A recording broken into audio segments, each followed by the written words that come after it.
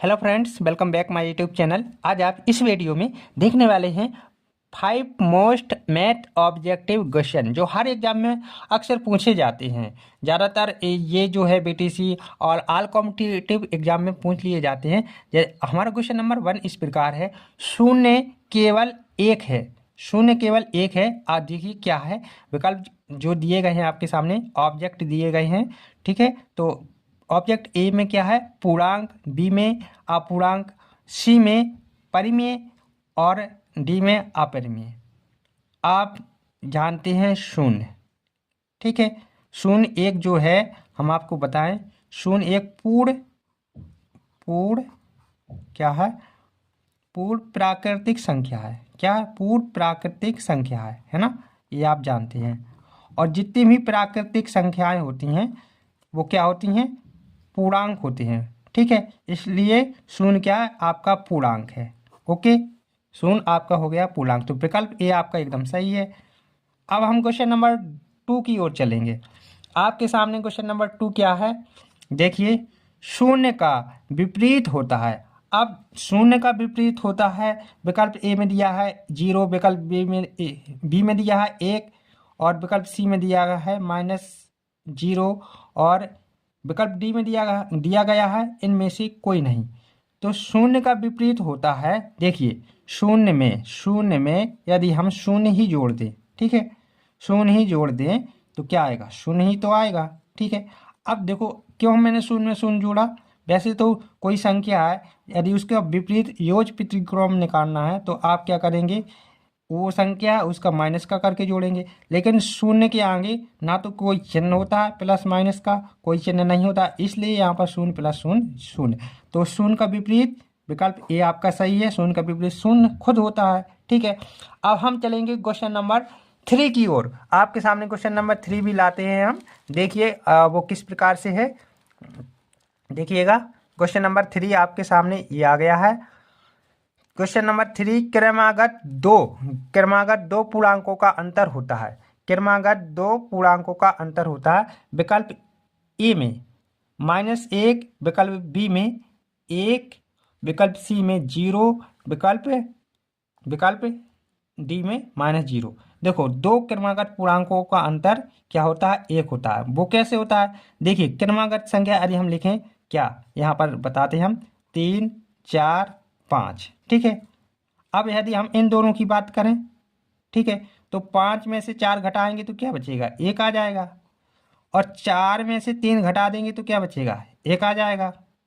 चाहे इन दोनों को लीजिए, चाहे कोई भी संख्या ले लीजिए, यदि क्रमागत संख्याएं हैं तो उनका अंतर कितना आना चाहिए, उनका अंतर आपका आएगा 1 आएगा। तो आपका ऑप्शन क्या बन जाएगा, आपका ऑप्शन बनेगा विकल्प बी, 1। ठीक है, तो आपने क्वेश्चन नंबर 3 देख लिया है। अब हम क्वेश्चन नंबर 4 की ओर चलते हैं।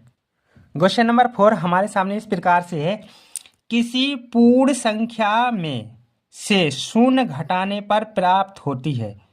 कोई संख्या है उसमें से शून्य घटा दे तो कौन सी संख्या प्राप्त होगी। मान लीजिए आपके सामने यहाँ कोई संख्या मैं ले लेता हूँ, यहाँ पर आपके सामने 25 लिखा है। अब इसमें से शून्य घटा देंगे तो भाई क्या बचेगा, 25 ही तो आएगा ना।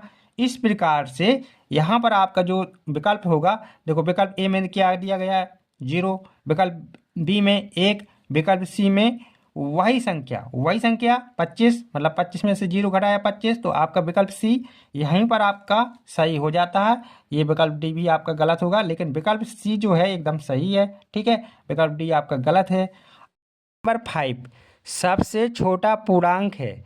विकल्प ए 0, विकल्प बी 1, विकल्प सी -1, विकल्प डी इनमें से कोई नहीं। अब देखिए, सबसे छोटा पूर्णांक पूछा गया है, तो आप जानते हैं कि कोई भी संख्या ले लीजिए, कोई भी मतलब पूर्णांक ले लीजिए।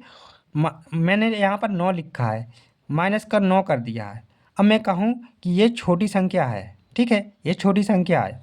सपोज देन, मान लीजिए कि ये जो है -9 सबसे छोटी संख्या है। क्या मैं इससे भी छोटी संख्या नहीं लिख सकता हूँ, बिल्कुल लिख सकता हूँ।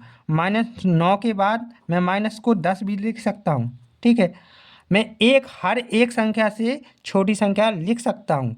तो इस प्रकार -10 के बाद भी क्या आ जाएगा आपका -11 भी आ सकता है ना।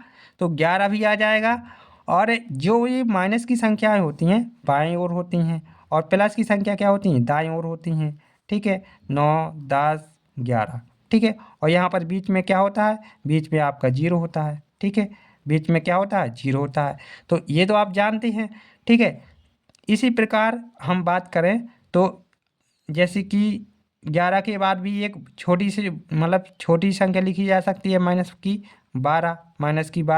तो इस प्रकार इसका मतलब इस प्रकार से जो विकल्प डी है आपका एकदम सही है, इनमें से कोई नहीं। क्योंकि छोटी संख्या जो होती है सबसे छोटी से छोटी संख्या पूर्णांक होता है, जो सबसे छोटा पूर्णांक होता है उसको हम लिख ही नहीं सकते हैं, उसको हम ज्ञात ही नहीं कर सकते। सबसे छोटा पूर्णांक हम ज्ञात नहीं कर सकते हैं, हमें पता ही नहीं सबसे छोटा पूर्णांक क्या होता है, और ना ही सबसे बड़ा पूर्णांक हमें मालूम होता है, ना सबसे बड़ी संख्या मालूम होती है, ना सबसे छोटी संख्या मालूम होती है। इस प्रकार से हमारा जो विकल्प हो जाएगा सबसे छोटा पूर्णांक आपका जो हो जाएगा इनमें से कोई नहीं, ना तो 0 होता है, ना तो 1 होता है, ना माइनस का 1 होता है। इसलिए विकल्प डी आपका एकदम सही है। ओके।